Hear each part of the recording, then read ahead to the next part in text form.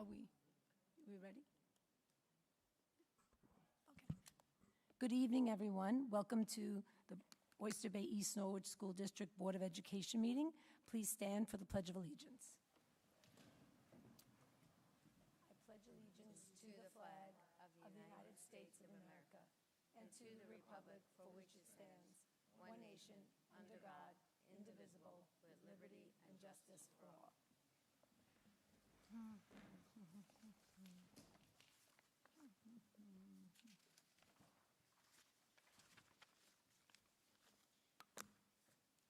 Thank you so much. I'd like to now turn it over to Dr. Yanni for the superintendent's report. Thank you, Ms. Castrogiovanni, and good evening, everyone. This winter is really something. I got yelled at last board meeting by my wife because she said that I said something about the Sunday storm, and then the Sunday storm came. So I will not say anything about any storm in the future ever again. So it was not fun to get yelled at when I got home, but I will not do that anymore. So custodial crew and the ground crew are doing an amazing job. They keep everything clean, all the parking lots, and moving the snow and accommodating, especially at Theodore Roosevelt with the parking lot. I've been outside every morning to make sure that the arrival is going smoothly, and I think is going smoothly. So I'm very proud of the work that they are doing. Gerard, we have Alex, we have Frank. They're doing a really, really good job. I'm really proud of them. All the head custodians at every school, Mike, and Wayne, and all the custodial staff doing really a superb job. So I want to give them a round of applause. In terms of the calendar, we have used one snow day. So far, we will be open on May 26th. And as we get closer to the Memorial Day weekend, I will update the community on the days that we used and what we didn't use. And at this point is my favorite part of the meeting to pass it to Giovanna for the student report.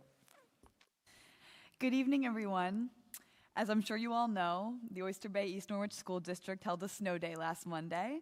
We hope that everyone enjoyed the time off and stayed safe and warm. The week of our snow day, the high school held a very successful winter concert. Congratulations to our wind ensemble, chamber singers, and jazz band for such a phenomenal performance. At the end of the week, our varsity cheer team went to Orlando for UCA finals and made it to the semifinals. A huge congratulations to the cheer team for doing such a fantastic job. Meanwhile, back at the high school, the Nassau County Boys and Girls Fencing Tournament was hosted. At the tournament, Gabriella Sherlock, a skilled OB fencer, won second place in the women's foil for Nassau County. Congratulations to Gabriella for this huge accomplishment. Furthermore, our Science Olympiad team competed recently and placed in the hovercraft, electric vehicle, circuit lab, and ping pong parachute competitions. Finally, our robotics team competed in the Locust Valley qualifier and qualified for the LI Championships, coming 4th out of 20 teams. I am proud to see all of the many accomplishments our talented students here at OB have been able to achieve. And this is all the news I have to share with you this evening. Thank you so much.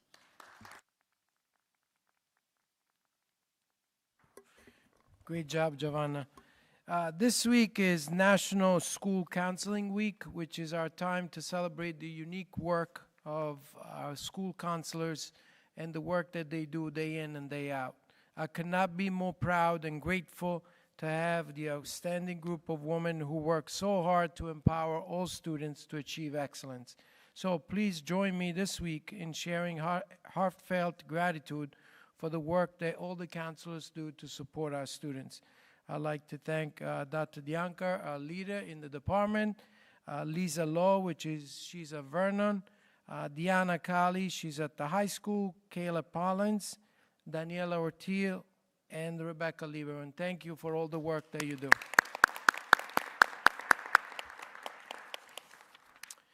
On January 21st, students participated in STEM Night, an engaging and educational evening focused on hands-on learning. Students explore a variety of interactive stations hosted by the Long Island Children's Museum and Mad Science. Throughout the evening, students were actively engaged, and the parents, and collaborated with all family members, and it was so nice to see all of them grouped around the curiosity of science and mathematics. So it was a really wonderful event. If you didn't join, please join us next year. We will have it again. So thank you for all the work done. The Junior College Information Night is also an important night because the work that we do over here will not be any productive if it's not moving to the next step. So on Wednesday, January 28th, the Counseling Center hosted the annual Junior College Information Night geared towards the 11th grade students and families to continue the post-secondary planning and process.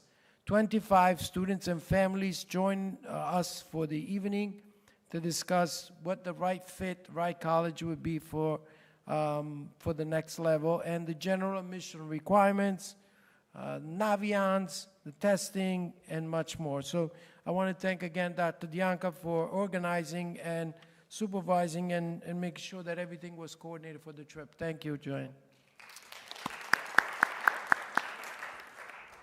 Tonight you'll see on the agenda a resolution for the approval of the 2026-2027 school calendar.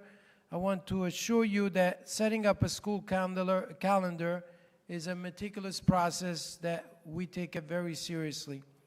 Our team, beginning the process during the summer, it involves multiple steps to ensure that the best possible calendar for our students, staff, and community is put together.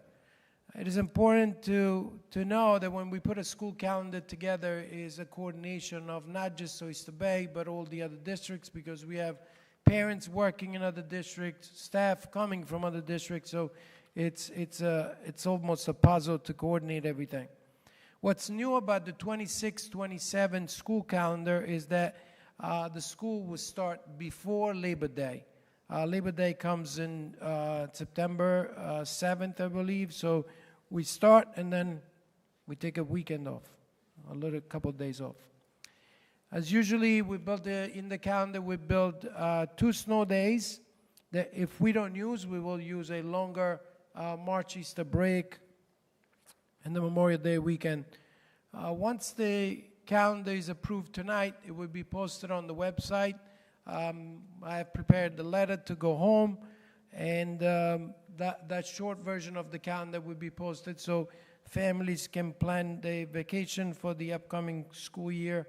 And then during the summer, from now until the summer, we'll prepare the regular calendar that will be mailed home. I would like to give the board and the community a couple of follow-up from last meeting. The first one is the UPK. I'm very, very happy that we will have 4 full sections of UPK. There will not be a lottery because we have 4 full sections. So letters will be going out tomorrow to confirm acceptance. So very, very pleased about the work that Theodore Roosevelt, Ms. Deborah Small, the principal, and all the teachers have been doing. Very excited about the 4 sections. Students will have tremendous benefits like we saw last year with the 2 sections. So very excited about that, and I'm glad that the community really appreciates this important having 4 sections of UPK, and I thank you, the board, for supporting that initiative. The second question that I want to follow up was about the nursing question that came up at last meeting. So while the district is managing temporary staffing challenges due to recent resignation, I want to assure the community that at no point this school and during the school year as any building that it was without a nurse coverage. Although there were only limited number of days when one nurse provided coverage between Vernon and the high school, established building safety teams were in place to support students and emergency response. On the days when the nurse was not, when we had only one nurse between Vernon and the high school, the nurse that was covering was stationed at Vernon. Theodore Roosevelt has a nurse, and that nurse Matt has been in place all the time at Roosevelt, has never been split. As you know, in reading, you know that nursing to find a nurse is an issue. We have been interviewing. There is a shortage, and obviously the difference in salaries between school pay and hospitals is completely different. So we have been trying our best to make sure that there is full coverage. But here's how we ensure the health and safety of our students is put in place. The current coverage, we are currently utilizing a per diem substitute nurse at Vernon and the high school.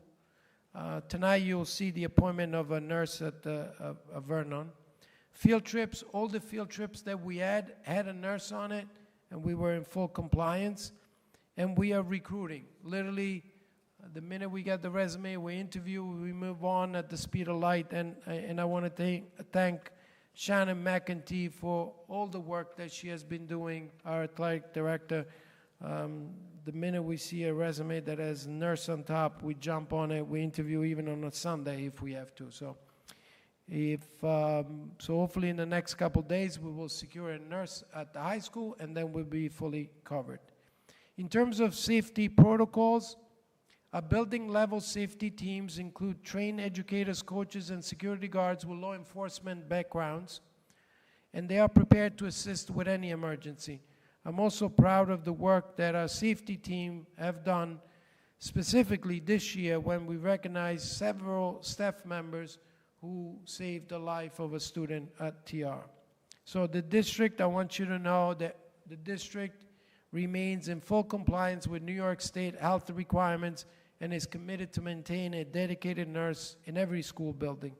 We will continue to keep informed, and hopefully at the next meeting we'll have a nurse at the high school. There were some budget questions there I'd like to address. I'd like to share that some important updates regarding our financial planning, specifically regarding some of the questions that were asked at the last meeting. The budget and fund balance. We are currently analyzing our financial data for the 25-26 school year. We are anticipating sharing the projected fund balance with the community in April. To help offset property tax for the 26-27 budget, we plan to designate approximately $1.5 million in appropriated fund balance, maintaining a level consistent with the current year.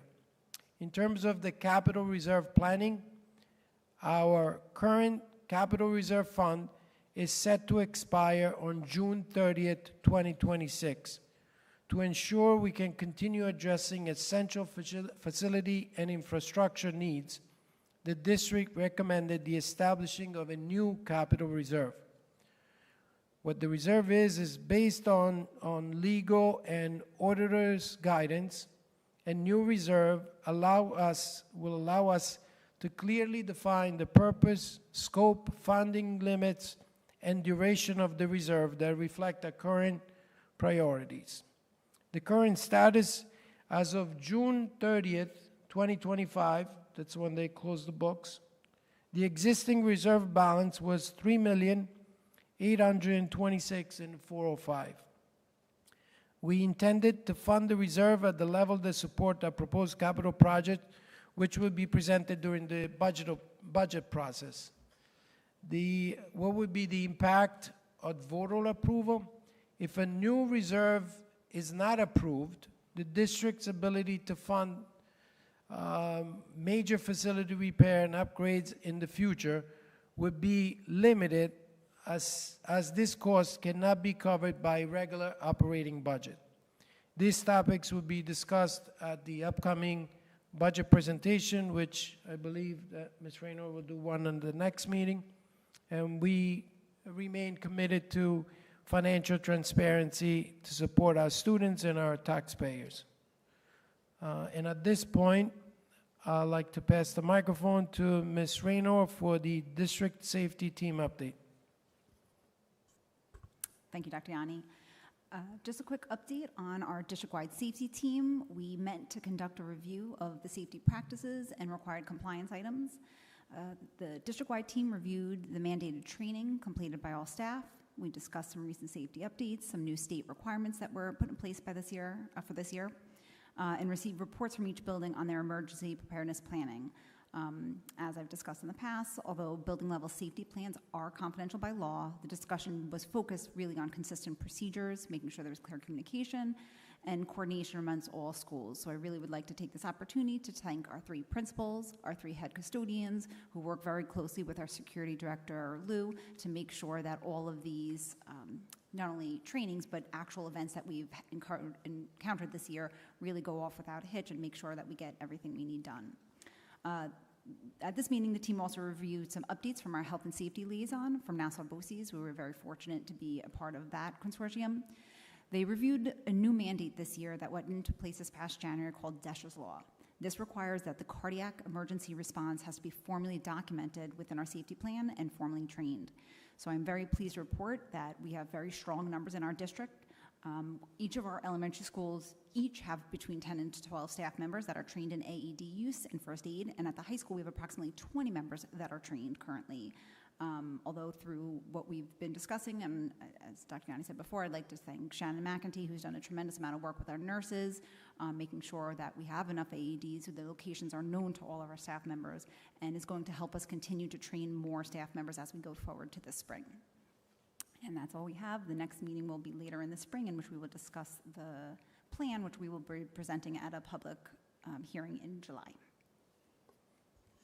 Thank you, Ms. Raynor. I don't know if the board has any questions. Okay. Every month, I will provide the board, I've been providing the board and the community with an update on the progress of goals, the Board of Education goals. This week, we will have an opportunity to hear from our outstanding principals. We have from Theodore Roosevelt, Deborah Small, and from Vernon, we have Anastasia Smith. Please welcome.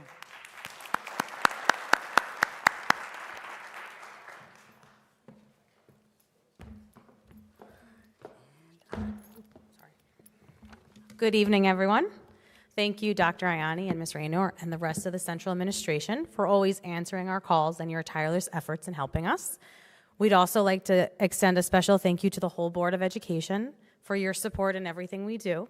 And lastly, before we start our presentation this evening, we want to shout out to Ms. Caponia, our Elementary Curriculum Associate, and Mr. Morrow, the Assistant Principal at Vernon. It was a collaborative effort in highlighting all the wonderful things we do at our school.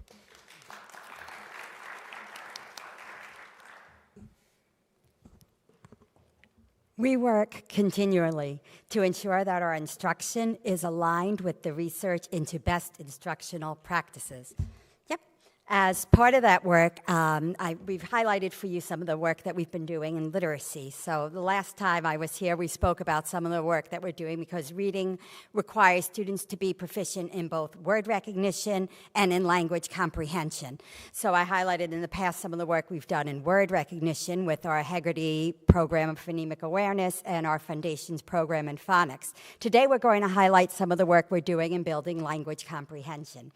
So we've been pairing with an organization called Literacy Matters in order to design curriculum units that build our children's background knowledge, that build their vocabulary so that they can encounter and understand a wide variety of text. In addition, our units are building in solid instruction in grammar and mechanics in order to ensure that students understand the writing of others and then also can write so that their ideas are understood. Here we have highlighted some of the units that we're doing. We are doing a gradual implementation process. So we started last year with the first 2 units for KN1. There will be 4 units per grade level. We finished out KN1 this year and started grades 2 and grade 3, and we'll continue moving forward. As you can see, our units combine all those best literacy practices with social studies and science content. So they are reading and writing about those content areas. We've also made an effort in every unit to integrate project-based learning in keeping with the Board of Education's goal to support inquiry-based learning. Our students conduct research into the topics that they are studying and then present it with projects. A recent fun this past week, I want to highlight some of second grade's work. They culminated a unit on communities. They had a choice on what type of project that would do, and they did some absolutely fantastic work with that, working with not just their classroom teachers, but also all of our special area teachers. These shots are from as they were preparing it. You see on the far right a child doing some research. You see on the left a child who is preparing his poster and practicing it with his class. You see in the middle a vocabulary wall from one of the rooms.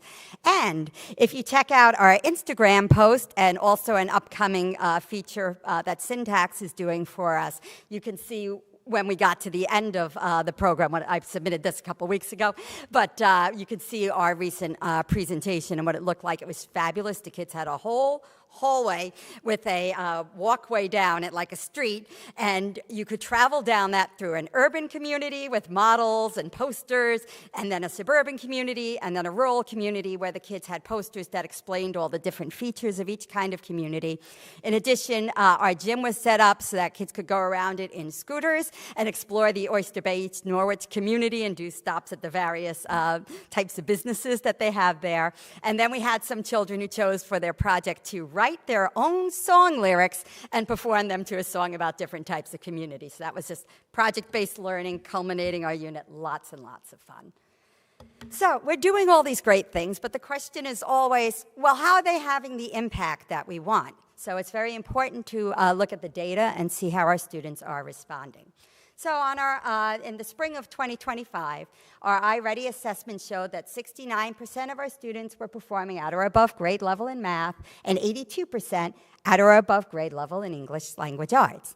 Another thing that was interesting in exploring the data was with our new units and our emphasis on building vocabulary and background knowledge, we'd hope to see a significant growth in informational text. And the two grades that started this work last year, kindergarten and first, definitely showed that growth last year from September to June, with during the year, from their scores in September to their scores in June, 34% more students in kindergarten grew to be at or above grade level, and 47% more children made that leap in first grade. So we're very proud of our children's growth.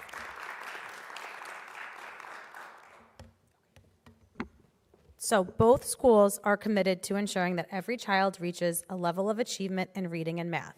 And to further support this work, we have implemented data review days and teams in both buildings.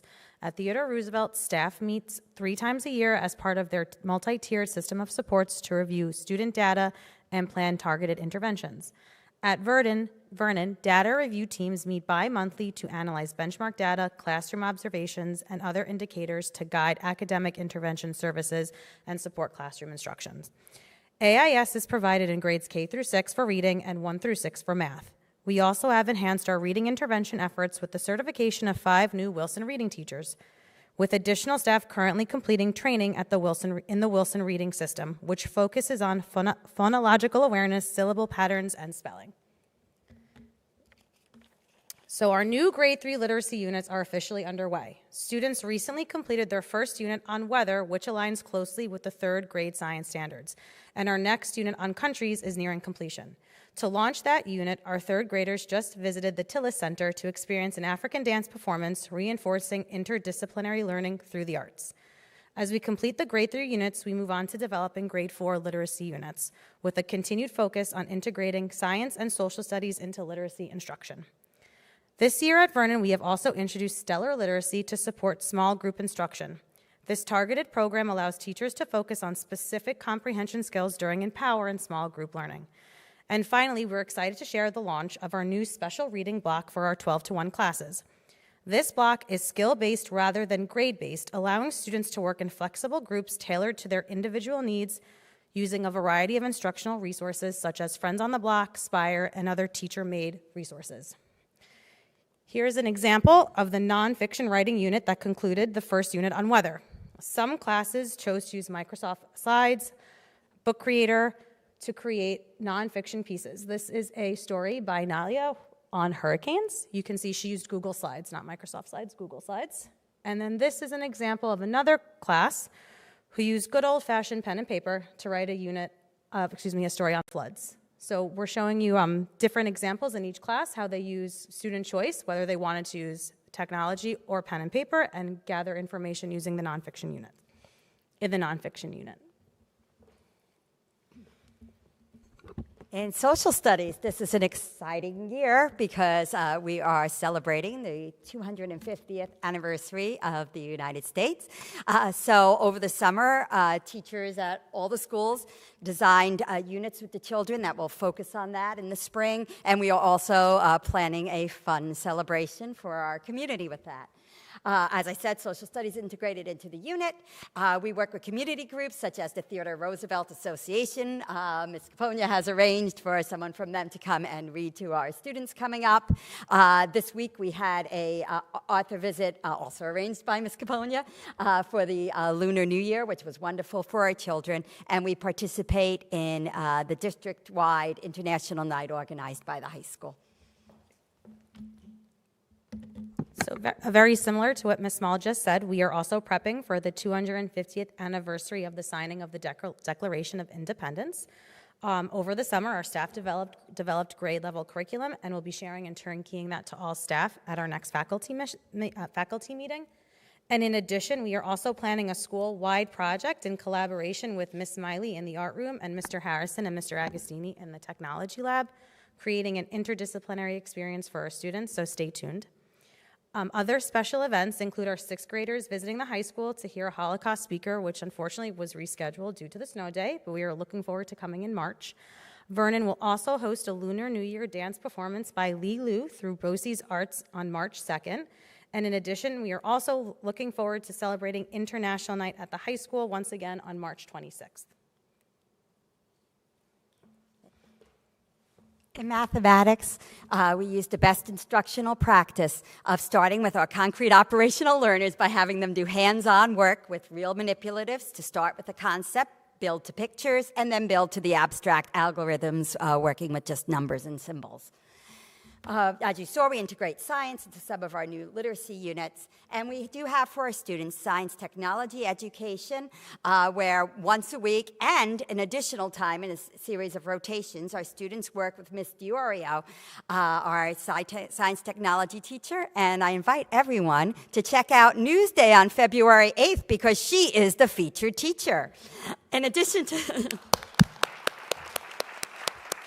You'll be clapping again in a second because working at both our schools, our technology coach, Brian Agostini, is a featured presenter at the Asset New York Tech Conference. We have new robots that the children are having fun programming. The PTA has been kind enough. They are arranging for us to have virtual reality headsets. At both schools, our students participate in the science fair that we highlight on Budget Day, and we are very proud that both schools have been designated Common Sense schools by the Common Sense Media Organization, and the way we've earned that is the teaching of digital citizenship to children so that they know how to be safe and responsible in their internet use. So we have many exciting STEM events planned at Vernon, which we spoke about already, including the much anticipated Multiplication Super Bowl, in which our 3rd graders participate every year. This engaging event helps build fact fluency among our youngest learners at Vernon. We also have introduced Magma and Extra Math this year, which are skill and standards-based programs that support targeted instruction and enhance small group learning. At Vernon, we continue to expand interdisciplinary learning across grade levels. 3rd and 4th grade are embedding cross-curricular projects into their literacy units. And 4th graders recently presented their Explorers project integrating engineering, technology, and theater. In 5th grade, the Market Day project, which we'll see in the spring, gives students the opportunity to design, create, and market original products, showcasing creativity and real-world problem solving. And our 6th grade team continues to refine the Ancient Civilization project, which is now completed in school and includes multiple components that promote collaboration, critical thinking, and deeper learning across content areas. We recently hosted a very successful STEM night in partnership with the Long Island Children's Museum and Mad Science. Students rotated through hands-on stations such as building bird perches and exploring fire and ice demonstrations, highlighting creativity and scientific thinking. This spring, our 6th graders are looking forward to a visit from the high school robotics club, and we are hoping that some of our 5th graders will also have the opportunity to experience their impressive work. Students will also participate along with TR in the elementary science fair this spring. We had more than 60 participants last year, and we're excited to see even greater involvement this year. Given our common sense school recognition, that will further support the meaningful integration of technology into student experiments, and we can't wait to see what they come up with this year. And finally, we are proud of our participation in the PSE&G Safety Sleuth program. Ms. Gentile and the 4th grade teachers selected approximately 20 student finalists. Ms. Capone and myself also got input this year, which was great. And they created posters on electrical safety, and they were submitted to review. The selected winners will have their posters on display at the Long Island Children's Museum in the spring, so stay tuned. The program concludes with a presentation in the spring from PSE&G, highlighting both student and learning community partnerships. I must say they had the presentation last year. It's depending on weather, and it was a very interesting presentation from PSE&G. Who knew they did so much? We're very excited, and I want to do a shout out to Shannon as well, because we now have created this summer by Shannon and the physical education teachers a comprehensive health education curriculum that is being carried out as part of the children's time in physical education class. You can see the range of different units that our children participate in. Here's September through January for each grade, and here is February through June. So very important learning for our children. Of course, I managed to turn this off. Give me 1 second. I told you tech is always my fault. Okay, good. All right, there we go. All right, forward. There you go. Okay, just like TR, we also have a new health education at Vernon. Our topics are broken up by units rather than month, and they follow a curriculum created by both our PE teachers. Once a month, in lieu of their PE classes for the day, students go into the classroom and complete a health lesson from one of their units. Our Atlantis program at Vernon is getting a very exciting makeover. We have many new things to look forward to this year. Based on parent feedback, Ms. Loring will soon pilot a mock trial unit.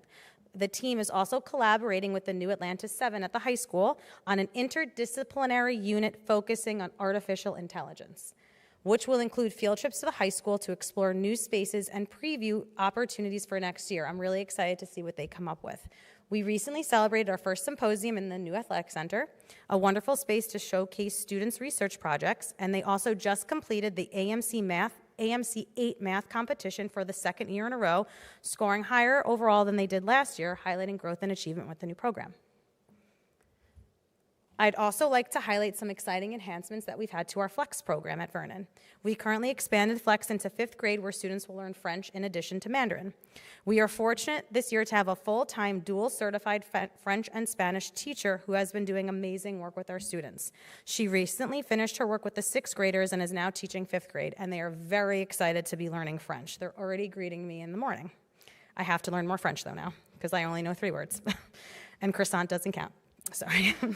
Ms. Wong is also a great asset at Vernon, supporting both 5th and 6th grade this year, helping to strengthen our world language program at Vernon. And to conclude our student achievement section, I'd like to highlight some data, some important points from last year's spring state exams. Participation on the ELA exam increased across the board, with 6th grade up 5% and 3rd grade seeing a significant jump of 10%. Taking these state exams helps prepare our students for future academic success and giving them valuable experience and confidence for exams they'll encounter later at the high school and beyond, such as Regents and AP exams. This is a look at our math participation from last year. Nearly all grades improved by 2% or more, with 6th grade showing an impressive increase at 14%.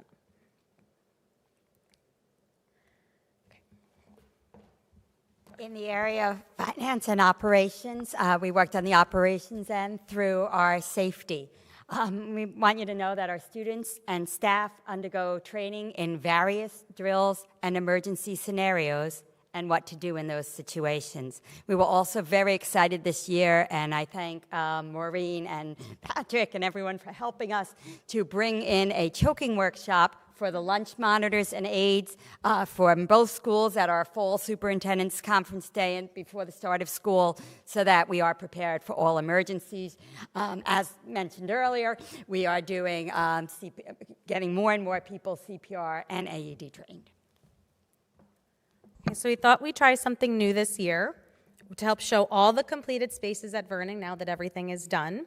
So special thank you to Mr. Agostini, who really loved the project we decided to do and kind of took on a life of its own.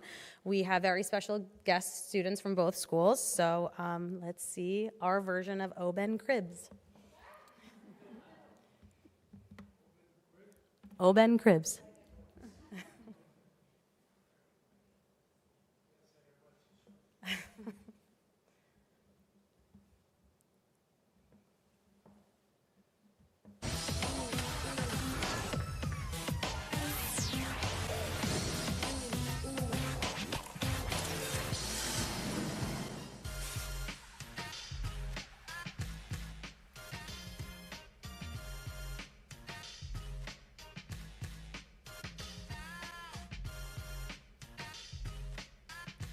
Hi, I'm Mrs. Small, the principal. Welcome to our house, Theodore Roosevelt Elementary School. I'm excited to show you some of the new upgrades that are helping our kids to learn and grow. Come on in. You know what? Let me turn it over to the real experts, our students. Take it away, kids.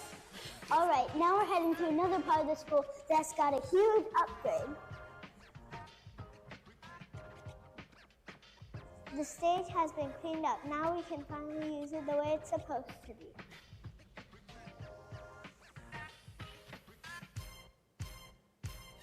The stage is ready for readers' theaters, assembly, events. It gives students a place to practice teamwork, public speaking, and confidence. This is where stories don't just get read, they get performed. Our cafeteria has new skylights and new air conditioning. But it's not. Why are we talking about air conditioning when it's the winter? You'll appreciate it when it's June and it's really hot out.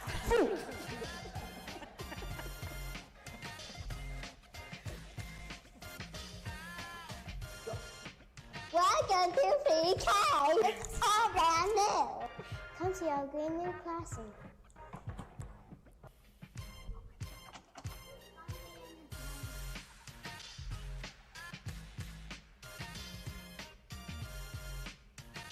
This is really funny.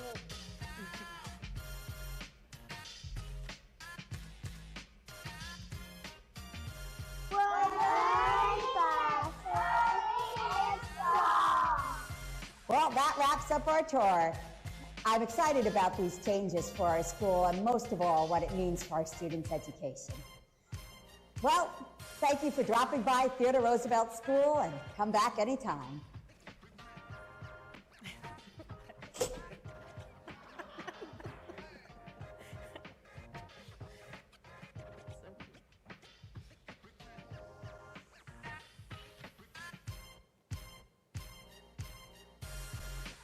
Hi, my name's Ava, the principal of Vernon. Welcome. Hey, Ava, what are you doing out here? You're supposed to be in class. I'm the principal of Vernon. But why don't we have Ava here show us around some of our new spaces? Let's go. Come on in. Check out the new athletic center. Students can be seen enjoying the gym here, having recess when it's raining, and even having a presentation. What do you think about the new athletic center?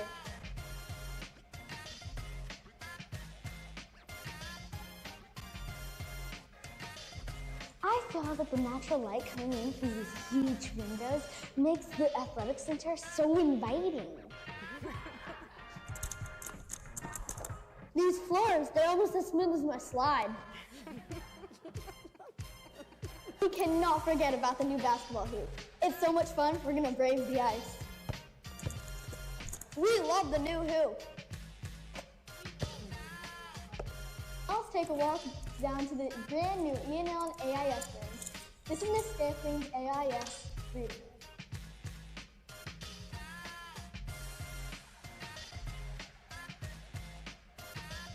Let's check out the new E&L Learning Lounge. You're gonna love this room.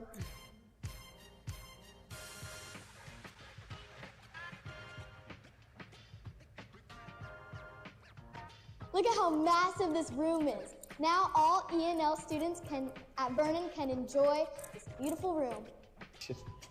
Thank you for joining us for our Vernon Cribs. Ava showed you all the best spots we have in the school, but now we have very important things to take care of. What do you do? You don't have to go home, but you can't stay here.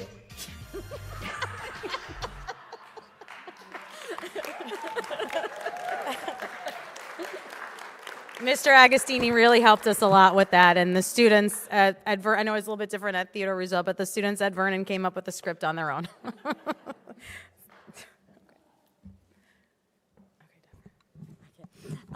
We work to build a culture of inclusion and kindness. Our children give back to the community through several special activities, pairing with community organizations, and that's a fabulous experience for the children and the community.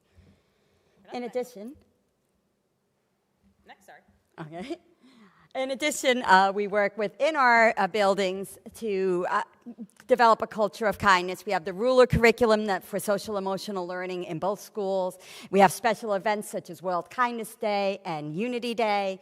And we also have a peer buddy program that pairs children in our self-contained special education classes with their general education peers. As a result of our programs that develop kindness and inclusion for our school, Roosevelt was recognized as a distinguished kindness school by the Random Acts of Kindness organization this year. We also like to keep our community involved. We really want our parents to understand what the children are learning. And we do so through a combination of parent workshops and curriculum nights that give them insights with their child as they join them in what their child is learning in school. So we had several author visits at Vernon this year. We started off the year with David Soman and Jackie Davis, author and illustrator of the Elvis and Romeo series. We've also had several virtual author visits arranged by Ms. Dubon and Dr. Zambelli. Something interesting to note is that we don't only get visits from authors, but illustrators as well. And they often go through the entire creative process, including writing and sketching, that they have to go to complete a book. It really is very interesting, and some of the illustrators even did a sketch session with the kids, and they really enjoyed that.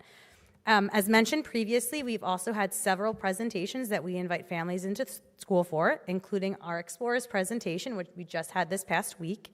We also have the Wax Museum to look forward to, Market Day, and the Ancient Civilizations Project for the remainder of the year. Now I'm going to show you some more of the fun stuff. We have our Student Council-sponsored Spirit Week next week, which concludes collaboration with the Ambassadors Club in celebrating P.S. I Love You Day. Students are encouraged to wear purple and shower their classmates and teachers with kindness throughout the day. And we also have our fun and friendly staff versus 6th grade volleyball game. And I'm especially looking forward to this game this year, as I think we finally have some competition. Our Ambassadors Club, a new club at Vernon last year, helps give students a voice in the building by helping with events and raising money for causes they believe in. Last year, they even facilitated a game booth at the Nassau Games for the physically challenged. I was fortunate enough to take a visit last year, and it was really great seeing our student athletes and also our other students watching, cheering on, and help facilitating a game. And lastly, we will be starting our Clash of the Colors very soon. It's our version of the Color Wars, in which students get a color that represents their grade, and then they can earn points throughout the spring for showing kindness and respectful behavior, attending school on time, and the infamous rock, paper, scissors showdown. Just some fun facts and stats to go over is that our 5th grade, our current 5th grade, has won every year thus far.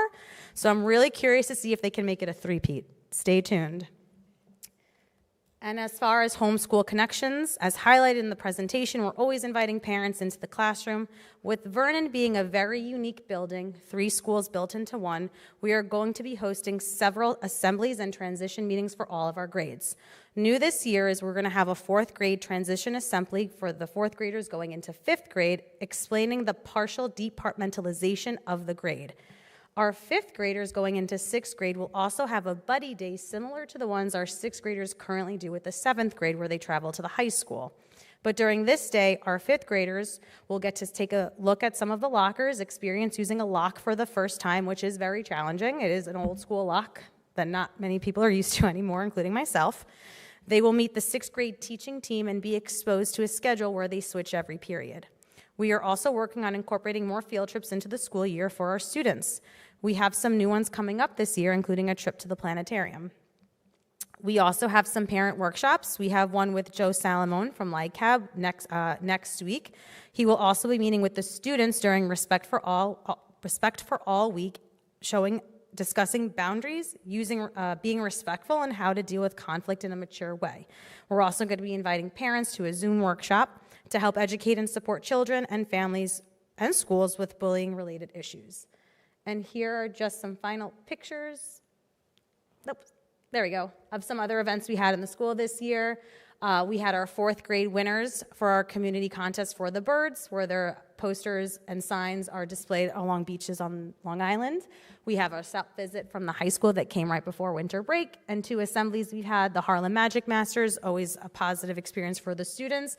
And this year we have a little library outside of our school where you can swap books that was implemented by Ms. Dubon. That's all we got. Any questions? I just want to thank you for that presentation. I was just so engaged by it. I think we should definitely share this presentation beyond just to the Board of Education. This is a perfect example of our school's excellence, and I think everyone should have the opportunity to hear this presentation. Thank you both. Thank you. Yeah, I just wanted to say thank you as well for highlighting the opportunities for the students and highlighting their successes as well. I especially look forward to seeing that 5th grade Market Day project presentation, and just glad that we continue to bridge a connection between Vernon and the middle school, high school with the robotics program, with the Atlanta 7, and with the transition in general. Thank you. And thank you both. It was, as Ms. Santos said, it was an incredible presentation, really very representative of what's going on at our elementary level. And the video was incredible. It shows also the creativity of our students. So thank you. And it also helps them gain their confidence, right, in public speaking. So thank you very much. Thank you. Thank you. And thank you, Alex Solon. Oh, yeah, so sorry. I'm sorry.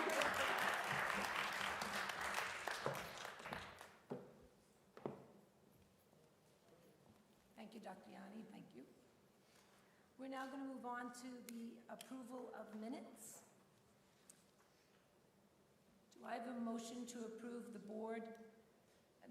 meeting minutes as listed and attached below? Do I have a motion? Do I have a second? All in favor? Aye. All opposed? Motion carries. We're now going to move on to public participation of agenda items. In keeping with its philosophy of open communication and informed decision-making, the Board of Education welcomes input from the community. However, it is important to note that while the Board of Education meets in public, it is not a meeting of the public.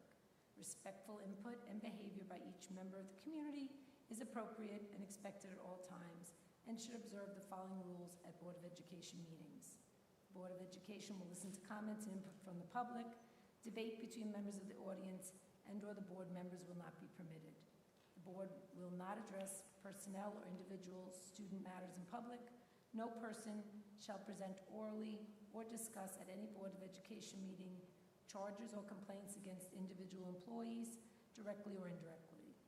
The speaker shall identify themselves and confirm their residency in the district on the sign-in sheet. One person has signed in, Ms. Anne-Marie Longo.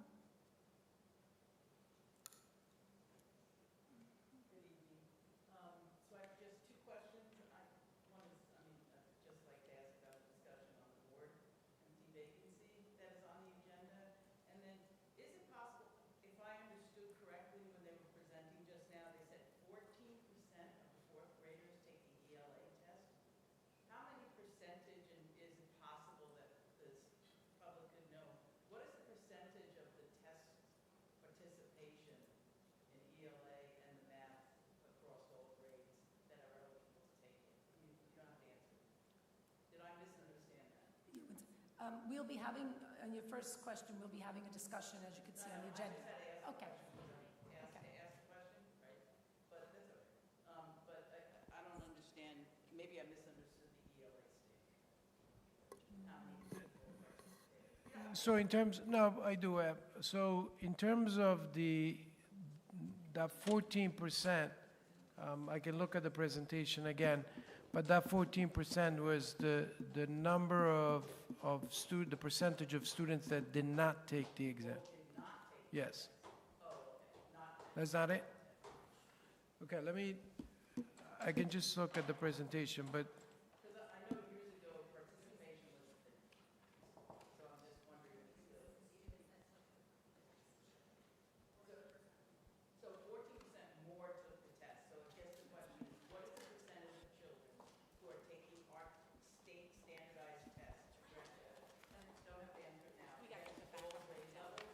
I know that in Newsday, it was interesting, I wonder, one for you or asterisks on something, and schools don't have enough participation. so, yeah, so just to give you a rough answer, in terms of the participation in the 3 to 8 ELA, right? The percentage of students taking the exam, just focusing on the ELA, we went from, in spring 2021, we were 76% of the students took the ELA, right? We, last spring 25, 84% of the students took the ELA. In mathematics, in the spring of 2021, 74% took the exam. And last spring, the spring of 2025, 84% took the exam. And that's across 3 to 8, so. Yes. And consistently, it's 80% against. Has been from, it went from the time I arrived over here was at 74% for mathematics. It went all the way to 84 last year, and the ELA went from 76 to 84. So I hope to bring it to 100%. Okay, thank you.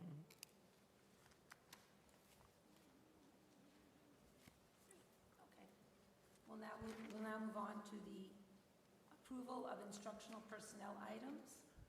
Resolved upon the recommendation of the superintendent of school, the Board of Education of the Oyster Bay East Norwich Central School District hereby approves the instructional personnel items as listed in their entirety. Do I have a motion? Do I have a second? Second. Is there any discussion? Question? No. All in favor? Aye. All opposed? Motion carries. We'll now move on to the approval of non-instructional personnel items. Resolved upon the recommendation of the superintendent of schools, the Board of Education of the Oyster Bay East Norwich Central School District hereby approves the non-instructional personnel items as listed in their entirety. Do I have a motion? Second? Second. Any discussion? All in favor? Aye. All opposed? Motion carries. Now move on to the approval of special services resolutions. Resolved upon the recommendation of the superintendent of schools and the Board of Education of the Oyster Bay East Norwich Central School District hereby approves special services resolutions as listed in their entirety. Do I have a motion? Do I have a second? Second. Any discussion? All in favor? Aye. All opposed? Motion carries. We'll now move on to the approval of new business resolutions. Resolved upon the recommendation of the superintendent of schools, the Board of Education of the Oyster Bay East Norwich Central School District hereby approves the new business resolutions as listed in their entirety. Do I have a motion? Do I have a second? Second. Any discussion? I just had a quick question for 9.05, the Big Brothers, Big Sisters of Long Island. Is that a continuation of the current programming that's in place now at the high school? Ms. Reno, you want to? Yes, this resolution will allow us to continue our partnership. This program was piloted by Dr. Zianka last year for the first time. 7 bigs for little kids last year. It's a school-based mentoring opportunity where students as considered bigs in 10 through 12 get to partner with 7 through 9. This year we have recognized it a co-curricular club. Caleb Pollins is our advisor. This year we have 16 bigs, as I call them, between 10 and 12th grade, and 11 in 7th and 9th grade. Thank you. I heard that the program does a great job of creating a supportive community where students feel a part of the bigger group, so thank you. And I would like to just thank the PTA for their support of field trips. I think field trips are so important. I'm so happy to see we're implementing field trips also at the middle school levels. I'd also just like to ask a question, 9.06. Can you explain the food service consultant? Sure. HMB is a consultant we use for our food services. They are very well informed of child nutrition, and they come in and help support us with all the state and federal requirements, making sure we're fiscally sound for our food program. As we know, we use Whitson's as an outside organization. So this is an independent consultant that comes in to make sure our food service is as strong as possible. Is that a requirement by New York State? No, it's something the district chooses to do, funded by the cafeteria. But I saw something in there to assist with some sort of reporting. They help us with the compliance reporting, correct? Okay. And that is required by New York State? Yes, there's a lot of not only state but also federal requirements for both reporting of the finances and reporting of the program. So they keep us on compliant with that. Thank you. Very specialized knowledge. Any other questions or discussion? Okay. So, all right, I'll get back to, so do I have a motion? Do I have a second? Second. All in favor? Aye. All opposed? Motion carries. And as Ms. Sandra said, thank you to the PTA for the donation. We will now move on to opportunity for the public to be heard on non-agenda items. Ms. Emery Longo.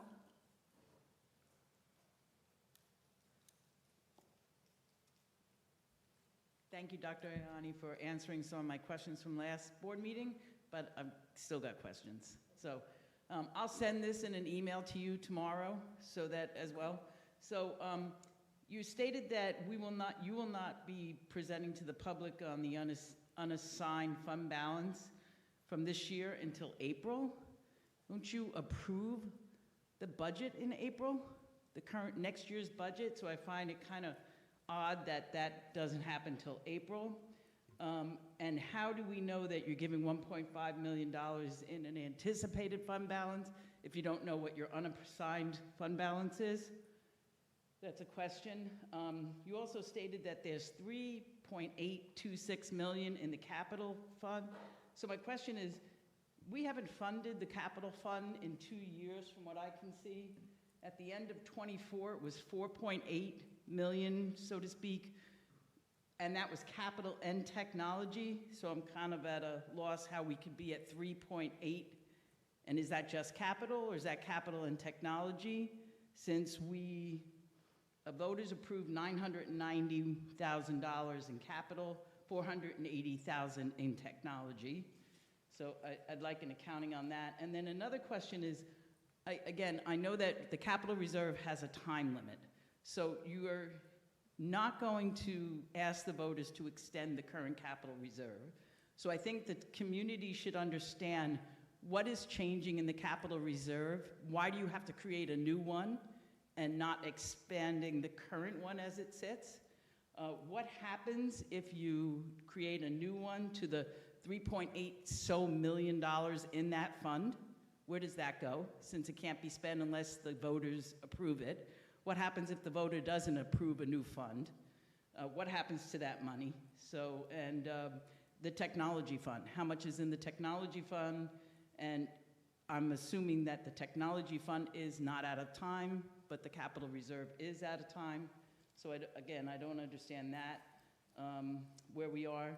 When are we going to go over the line-by-line budget and then increase year over year? And what is what is the state tax cap? And do you have your special ed, your numbers from the state? How much money we're getting from the state? So I'll send it in an email, but I guess I'd just like to know, is the community going to be seeing all these numbers, and so that you guys can discuss in public where all the reserves are going and so on? I'm assuming that we are, but time is running out, and April seems kind of late. Thank you. Ms. Longo, I will go through the questions and I'll make sure that your answers or your questions will be answered. We will incorporate also into the next presentation, which is some of the questions that you bring up about the reserve and everything. Thank you so much.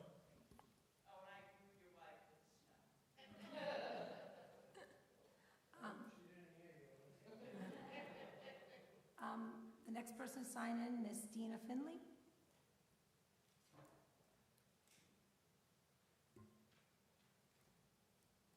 Hello. Okay. Thank you. So my question is, what safeguards does the district have in place to ensure that disciplinary decisions are aligned with District Policy 7310 and that they are applied consistently across incidents? I also have a question. Excuse me. Does the district use a standardized rubric or disciplinary matrix to ensure that similar actions by different students result in similar consequences? And also, do you have an audit process or blind record review that the districts perform to verify that language is not escalated and that the outcomes are equitable across all student groups? Thank you. Dr. Yanni, would you like to respond? The last question, I couldn't hear the last part of your question. I heard the first two, not the last one. Sure. Sorry. I said that the district have an audit process or blind record review that performs to verify that language is not escalated and that the outcomes are equitable across all student groups. Sure. So in terms of the safeguards that we have in place, we have, obviously we have multiple steps that we follow, but the administrative review, where every disciplinary referral undergoes a review process by the building administration, and we want to make sure that the documents reflect the facts and the incidents. In terms of the most important part of the safeguards is the fact that we have a robust appeal process. This will serve as a critical check and balance of what's going on in the building between the administration level of the building and district office, and that appeal process will continue all the way to the Board of Education. In terms of the similar infraction and similar disciplinary decisions they're making, the building maintains a sort of an accurate track of infractions and consequences, and they're proportionally assigned and reviewed based on multiple factors such as age, prior history, and all of that.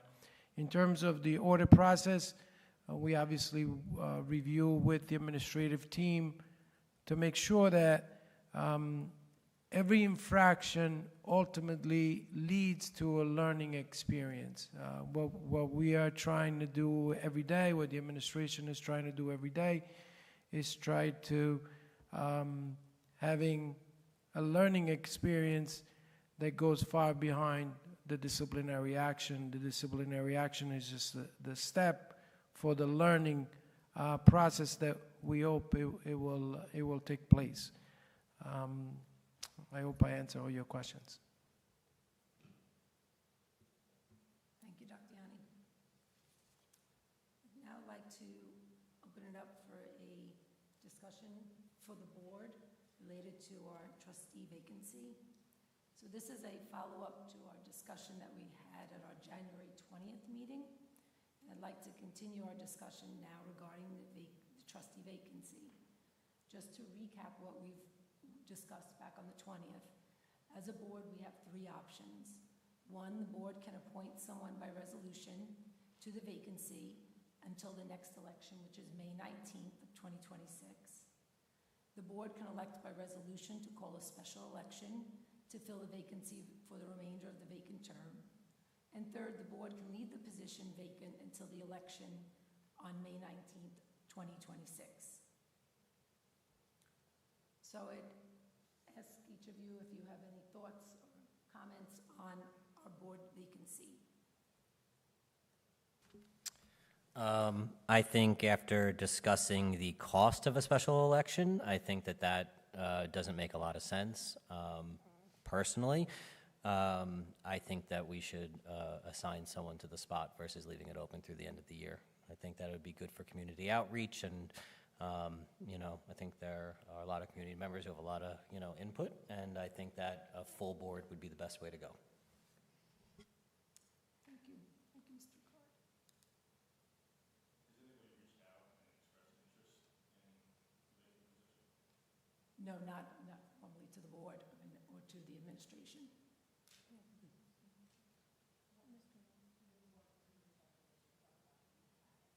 Picking up, excuse me.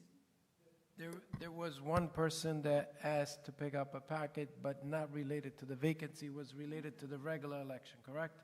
Okay. I don't think we should have a special election. We are a couple months away from May, so that first option I wouldn't support. But I am okay with running the board with one less person until May, and then letting the community decide who they elect and who they put forth, and having 3 positions open for that May election.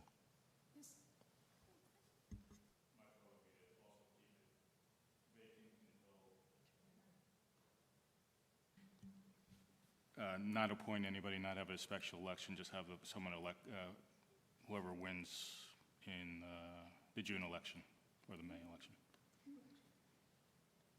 I have to say, I agree with Mr. Ricard that the cost of a special election, which I think based on timing would probably occur in April, seems excessive, and then the cost of another election in May. So I'm in agreement that I think that is prohibitive. We wouldn't want to have that. I agree with you, Mr. Schindler, also. I think that we haven't anybody express interest of joining the board right now at this moment. I think that running the board with the current board members would be sufficient. And then in May, there would obviously be 3 available positions. Yeah. I originally thought that we should run a special election because I didn't like the idea of the vacancy. However, given the notice requirements, the election would be within weeks of our annual election. So that doesn't seem a good use of taxpayer dollars. I also think that it's really the community who should be deciding the board members who represent them. I wouldn't feel comfortable making that decision on their behalf. So my preference would be to leave it vacant until the community elected who they would like to represent them.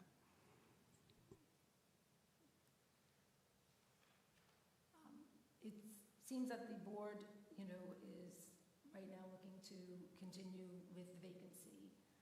Just a reminder, what that will result in is that during our elections on our budget vote on May 19th, there would then be 3 positions available. The 2 highest vote getters, whoever get the 2 candidates that get the highest votes, would fill 4-year terms. And the 3rd highest in terms of receiving votes would take office immediately, but would just serve out the remainder of our vacant term, which would be through June 30th of 2027. So they would be serving approximately for a little more than a year. And if a community member is interested in fulfilling a board role, when would packets be available, Ms. Rayner?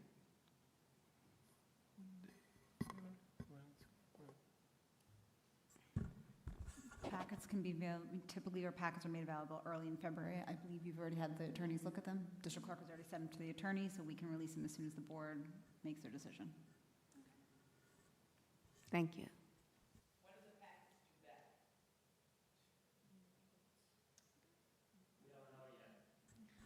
It's on the district calendar. I believe it's April 20th.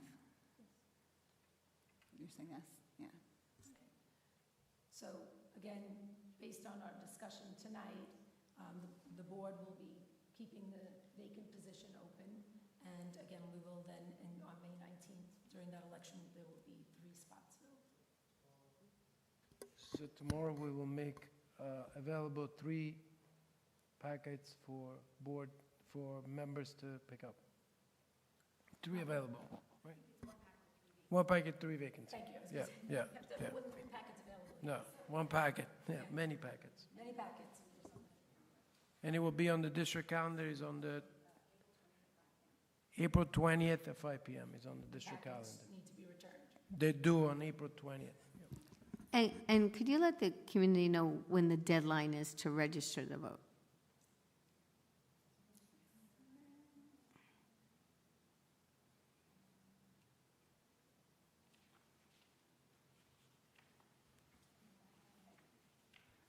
All this information the next week will be posted on the budget information page, which I address at each of the budget meetings. So Perfect. the website will be updated this week with all of those dates and the information. And then in my next budget presentation, I will remind everybody of those dates and where to find them on the website.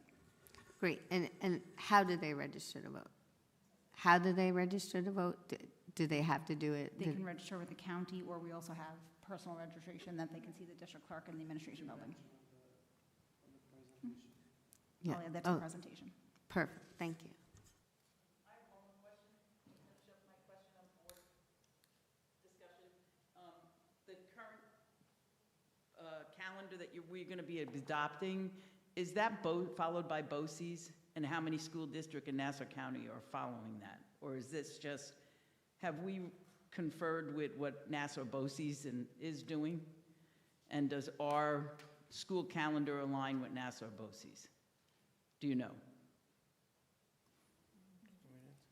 So when we created the calendar, we kind of look at all the calendars around. So, but the BOCES calendar is sort of the main driving force. Mm-hmm. There are some holidays that do not match because we have some, they have some.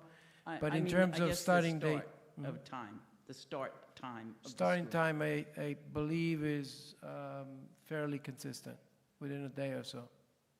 Okay, that's it. Thank you. Can I have a motion to adjourn the meeting? So moved. And a second? Second. Thank you, everyone, for attending the meeting tonight.